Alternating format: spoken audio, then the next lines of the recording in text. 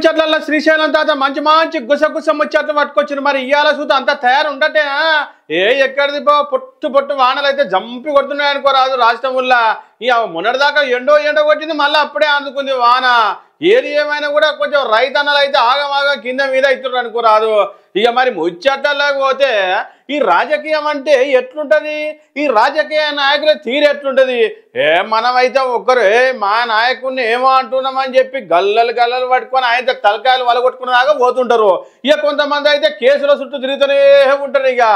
అది రాజకీయ నాయకుల కార్యకర్తల ముచ్చట్లు మరి రాజకీయ నాయకులు చూసిర్రా ఎక్కడిది ఒక్కసారి చూసేద్దాం పార్టీ ఎట్లుంటారో ఈరోజు 7th నేషనల్ ప్రజెన్స్ డ్యూటీ మీట్కి నాతో పాటు విచ్చేసిన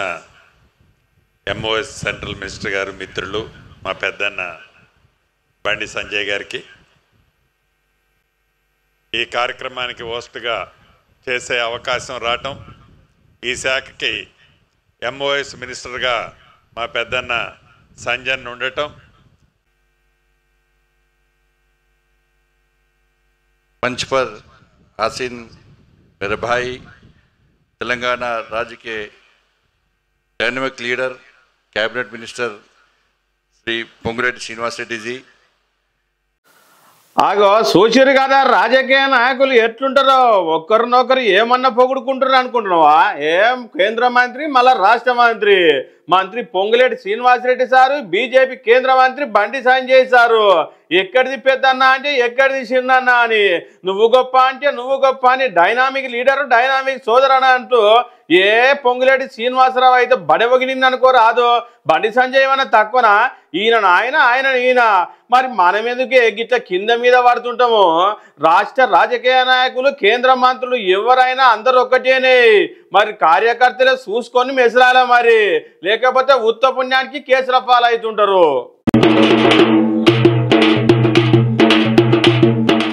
ఎక్కడిది రాష్ట్రంలో కుండపోత వాన పడ్డదిగా అదే గిట్ల ఆలేరు ముఖాన అయితే ఏమన్నా వాన పడ్డది అనుకుంటున్నావా అగో గిట్ల వాన పడ్డదని ఇట్లా తెలిసిందో లేదో బీర్లు అయిలేదు సారు ఏడున్నాడో ఏం కథ కానీ రప్పు నురుకొచ్చింది అనుకో రాదు ఏడ ఆపద ఉన్నా కూడా సడన్ ఉరుకొస్తుంటాడు మరి ఇగో గట్లనే ఎవరికి ఏమైంది ఏం కథ అని సార్ దగ్గరుండి అరుచుకున్నారు అనుకో రాదిగా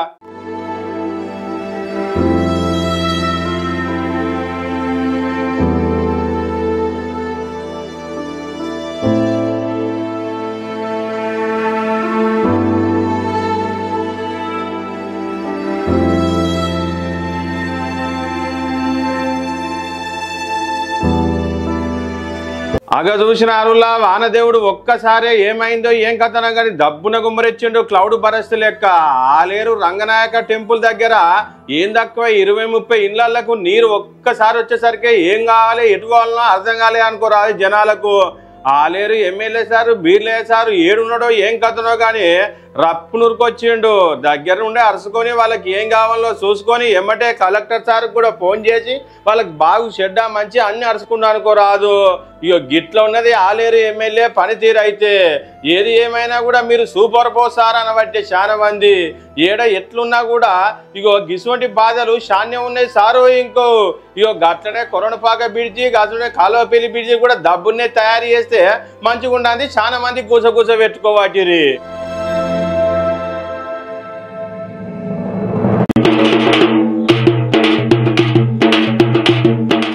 ఎక్కడిది మొన్నటిదాకా ఒక్కటే కేసుల మీద కేసులు అవుతుండే కదా మా ఎమ్మెల్యేలే మీ తానికి వచ్చిర్రు మా ఎమ్మెల్యేలే మీ తానికి వచ్చిర్రు అట్టెట్టు అవుతుంది అది కాదే కాదు వీళ్ళు మా ఎమ్మెల్యేలే అని ఇక్కడ బీఆర్ఎస్ పార్టీ వాళ్ళు గట్టిగా మొత్తుకురు కదా మరి ఇంతకీ మరి ఈ 10 మంది ఎమ్మెల్యేలు ఏమంటుర్రు అంటే అగ చూసినారులా స్పీకర్ సార్కు 10 మంది ఎమ్మెల్యేలు ఏమి నివేదిక ఇచ్చిర్రు అంటే వాళ్ళకి అప్పుకున్న కండవలు అసలు కాంగ్రెస్ కండవలే కాదు ఇది జాతీయ జెండా కండవలు అని చెప్పుకొచ్చిర్రు మరి అంత మంచిగా ఉందిగా సారు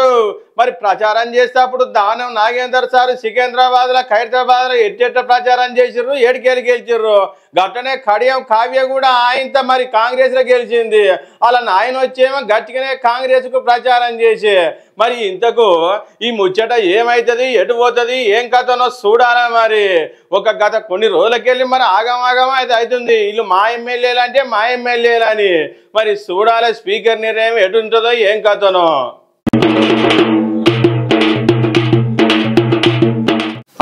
ఇక మొత్తం మీద ముచ్చట 42% ముచ్చట ఓకే అయిపోయిందని చెప్పి ఇక అన్ని మీడియాలు అయితే ఎక్కడిది పెదబొబ్బలు పెట్టి పాచిగా అన్నిట్లల్లో అదే ఛానల్లో ప్రచారం చేసిర్రు. 42% ఓకే అయింది, గవర్నర్ ఆమోదం పొందింది, ఇక 50% వచ్చినట్టే అని ఇక పండుగ చేసుకొని ఇక ఎలక్షన్లకు ఓడే అన్నట్టు చేసిర్రు. కానీ అసలు ముచ్చట తెలిస్తే రైట్, రాజ్భవన్ ఆమోదించిన బిల్లుల విషయంలో తలెత్తిన గందరగోళం వల్ల న్యాయశాఖపై తీవ్ర విమర్శలు వ్యక్తమవుతున్నాయి. అటుల్లో సమయ లోపం, విత్వరులు జారీ చేసే క్రమంలో చేసిన పొరపాటు రాష్ట్ర ప్రజలను మీడియాను అయోమయాలకు నెట్టినట్టు అయిందట. న్యాయశాఖ గెజిట్ కోసం జారీ చేసిన ఉత్తర్వులో మొదట 2వ బిల్లుకు మున్సిపాలిటీల ఏర్పాటు ఆమోదమని, వివరణ పేరాలో 3వ బిల్లుకు రిజర్వేషన్ 50% పరిమితి ఎత్తివేతని ఆమోదం పొందిరట. ఇంతకు వాస్తవానికి గవర్నర్ ఆమోదం తెలిపింది 2వ దానికి మాత్రమే అంటుర్రు. మరి రాజ్భవన్ ఆమోదించిన ఫైల్స్ సమాచారం సైతం ఉన్నతాధికారులకు సమాచారాన్ని సంబంధిత శాఖ చేరలేకపోయామని విమర్శలు వ్యక్తమవుతున్నాయి. మరి చూడాలి ముచ్చట ఏమైంది, ఏం కథ గందరగోళం అనేది. అసలు కథ కథ అన్నట్టు రిజర్వేషన్ల విషయంలో ఆమోదం